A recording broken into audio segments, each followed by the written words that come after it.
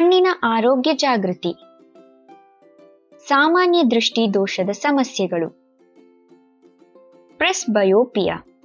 ಪ್ರೆಸ್ಬಯೋಪಿಯಾ ವಯಸ್ಸಿಗೆ ಸಂಬಂಧಿಸಿದ ಲೆನ್ಸ್ ದೋಷವಾಗಿದ್ದು, ಇದು ಹತ್ತಿರದ ವಸ್ತುಗಳ ಮೇಲೆ ಕೇಂದ್ರೀಕರಿಸಲು ಅಸಮರ್ಥತೆಗೆ ಕಾರಣವಾಗುತ್ತದೆ. ಪ್ರೆಸ್ಬಯೋಪಿಯಾದ ಲಕ್ಷಣಗಳು: ಹತ್ತಿರದಿಂದ ವಸ್ತುಗಳ ಮೇಲೆ ಕೇಂದ್ರೀಕರಿಸುವಾಗ ದೃಷ್ಟಿ ಮಂದವಾಗುವುದು,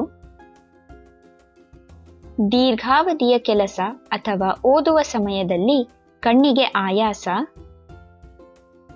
ಸಮೀಪದ ವಸ್ತುಗಳ ಮೇಲೆ ಕೇಂದ್ರೀಕರಿಸುವಾಗ ತಲೆನೋವು. ಪ್ರೆಸ್ಬಯೋಪಿಯಾಗೆ ಚಿಕಿತ್ಸೆ. ಸರಳವಾದ ರೀಡಿಂಗ್ ಗ್ಲಾಸ್ ಮೂಲಕ ಇದನ್ನು ಸರಿಪಡಿಸಬಹುದು.